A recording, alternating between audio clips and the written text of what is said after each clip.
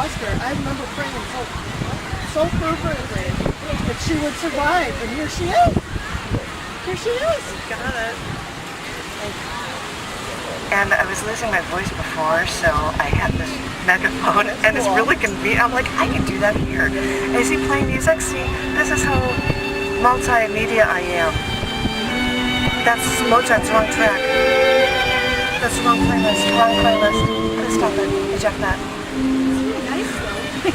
It's Mozart, which is for my other show on Wednesday, because I'm also featuring on Wednesday at the open mic that I host after the poetry open mic myself. It is the one with today's date on it, with one track. 2013-0721. Periodically on the beach, or something like that, I think it's called. Hi there, everyone. I have been doing poems for every element in the periodic table.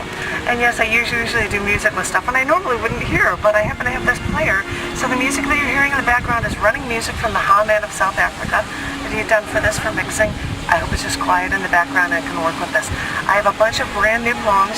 If you had wanted, I actually have some of the other new poems, and it's all up to Kathleen if she wants longer poems. I've got other new feature stuff that I'm reading on Wednesday. If people are going to be coming by Wednesday and want to hear something else, I can do that. But what I thought I'd do with this show is start with, well, I'll start with the one that actually talks about the actual foundation of the periodic table, since I'm doing a poem for every element. This first one is number 101 in the periodic table, and it's Mendelevium. Once there lived and existed a great learned man with a beard almost as long as God's. Daniel Pozin wrote that about Dmitri Mendeleev, a Russian scientist who created the periodic table as we know it. There's even a sculpture outside the Bratislava, Slovakia University of Technology. In the center is Mendeleev's head, fully adorned with metal curves for his flowing mane and beard as rows of elements emerge from around his head, emanating. Because while other scientists tried to come up with ways to order the known elements, Mendeleev predicted a system of elements based on their weights and explaining their properties. This idea showed the spaces between the atomic weights of discovered elements and explained the properties of elements that would only be discovered in the future. It's good to know that just a few years after the American Civil War ended, that scientists globally were able to understand the relationship between the elements thanks to Mendeleev.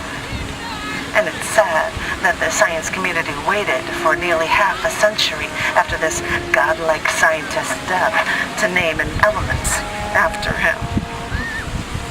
Mendeleev did many odd jobs during his life, not unlike Albert Einstein, with an element named after him, only 2 spots away on Mendeleev's periodic table. And the thing is, Mendelevium is only created after smashing Einsteinium with alpha particles. But it's sad, with all the research the world has done to learn about this element, we still know so little. Mendeleev taught us how to research and discover more, but now that we've found only trace amounts of Mendelevium, we still don't know what to do. Because once we've found you, if you don't give us enough so we can learn, we're forced to wonder. Will you be more like Einsteinium, silvery white, radioactive, but with an estimated enthalpy that underlines your danger to us? Because I imagine that you, like Mendeleev, will show us how to learn, and leave us alone to struggle for you.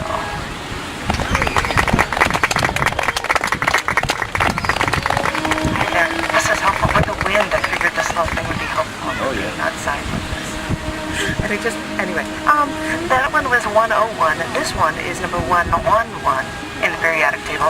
This is ruined genium.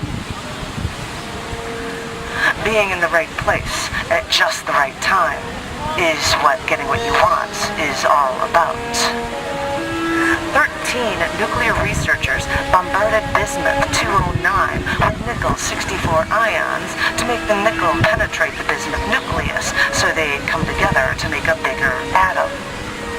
So the nickel had to go fast enough to penetrate the bismuth nuclei, not too fast, but not too slow, and still you'd lose a ton of atoms to space.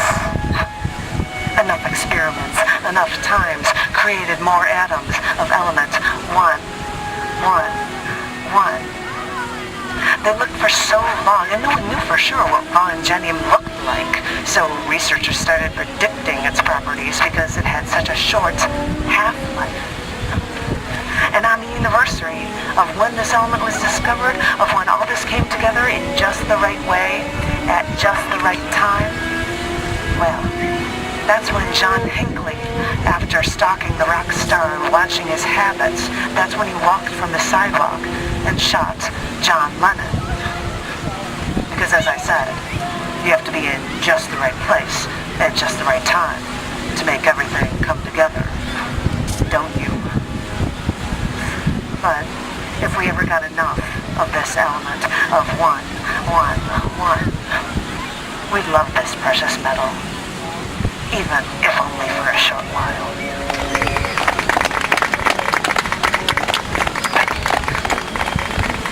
Yeah, it was on the day that he was shot. Like, that was earlier, but the same day. It was going to freak me out. But this one, now I'm going lower in the periodic table. This is number 89. This is actinium.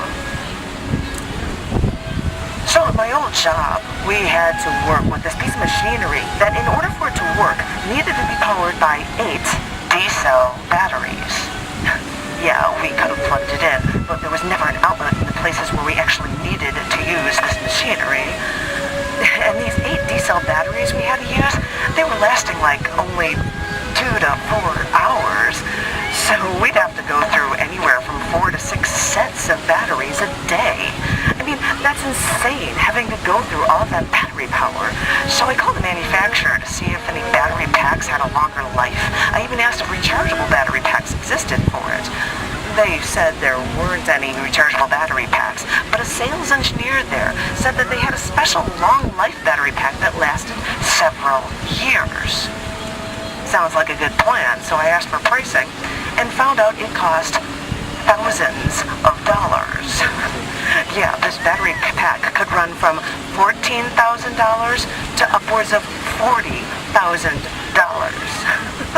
But I was prepared to go to our supervisor with these figures because, yeah, that's a lot of money, but the way we're using this machine, if we keep using it, we're going to spend that much on batteries in less time.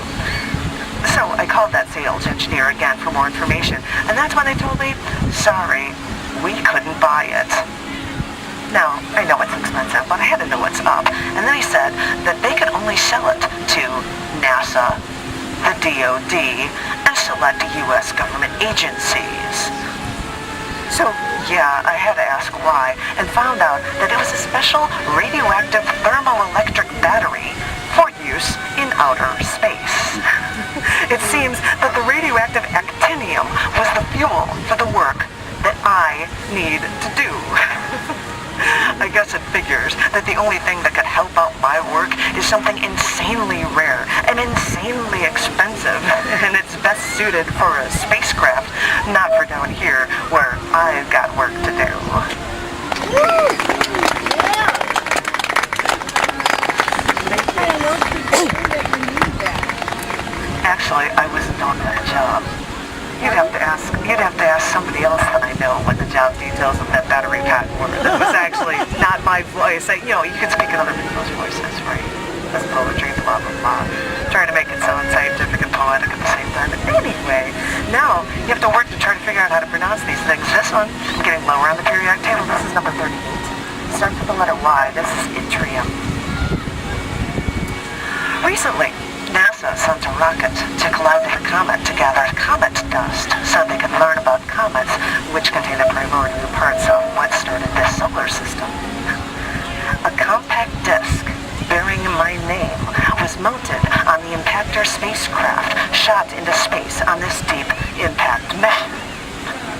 Although this was the first mission with my name on it, it was also the first NASA mission to learn about what's deep inside of a comet. The rocket combustion chamber that shot this Impactor spacecraft on its collision course with Top Comet Tempel 1 had a silver-colored lining of an alloy of nickel, chromium, aluminum, and yttrium. Yttrium makes sense because yttrium has been used in places from MRI scanners to help us heal, to CRT tubes on TV sets to help us see. yttrium makes element compounds stronger. Good for stellar travel. Besides, the fact that yttrium is colorless, odorless, and not naturally magnetic gives it an added plus when being a part of a launching of a rocket that I tack my name on to when looking for the insides of a comet. It helps to see more than what's inside of our bodies, or what a cathode ray tube could. It may help us see where we came from in the solar system, too.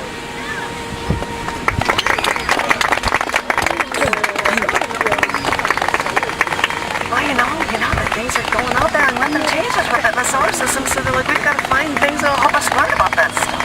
But, well, just for that, now I'm going to have to talk about something more physicsy than astronomy, I guess. This one is number 67 in the periodic table. This is holmium. I got a poetry word magnet set, so you can arrange words on your fridge to write a message or write a poem. And even though I remembered that magnets have two sides with two poles, I still took one of those magnets. I think the word on the magnet was stick. And I turned it around to see how it wouldn't stick to the fridge. Now, holmium has the highest magnetic strength of any element, so I thought about this magnet's poles, but I didn't know that scientists had been using holmium to try to discover the widely theorized and avidly debated magnetic monopole, a magnet that only has one pole. Grand unified and superstring theories predict their existence, and these magnetic monopoles could explain a ton about space, time, and the laws of physics. But the theory is that there's so little of it, and nobody's been able to even find it, so they'll keep using this magnetic holmium to try to find this hypothetical particle. And it's strange, when it comes to holmium, it's used to color cubic zirconia. And when it comes to that magnetism, holmium can even absorb nuclear neutrons. But the cool thing about holmium is that it's used for dental and medical purposes, and it's even used with solid-state lasers to remove early-stage cancers with only a local anesthetic. Wow. And it can help scientists understand more about the universe, even if it's only on a quantum level. I guess there was a reason why I was so drawn to these qualities.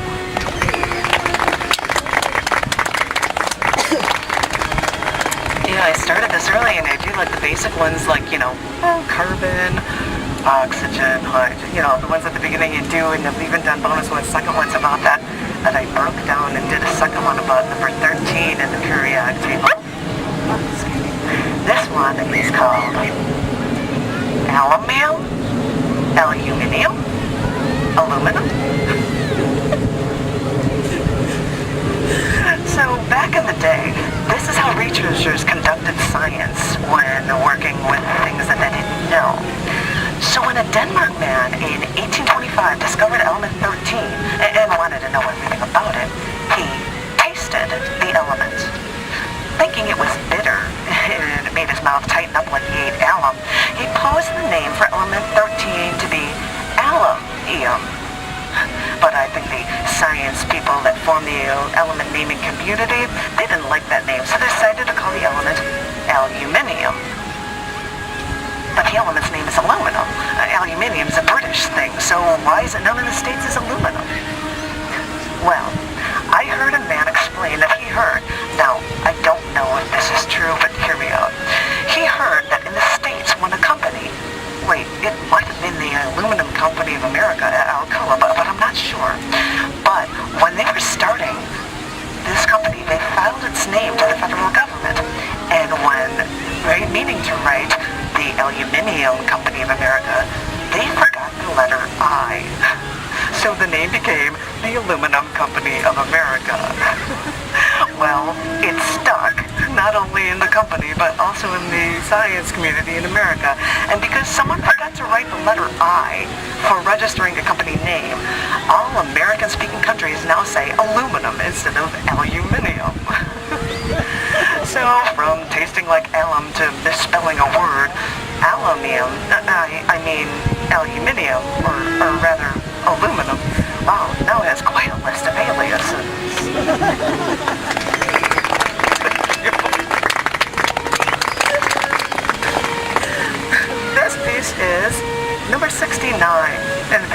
This is thulium. Scroll to medieval times and see a classical map. Look over the Carta Marina, because there you can find what some theorize as an island of antiquity. Though, for those who travel by boat around Britain, the Thule was the most northerly of the Britannic Islands. In ancient literature, however, the ultimate Thule was a symbol for far-off land, something unattainable. And when thulium was discovered in the late 1800s, named after Thule as a mystic region in Scandinavia, the element was so rare that its qualities were unattainable. But even though this was the rarest of the rare, and despite the high cost, it's in the YAG laser used for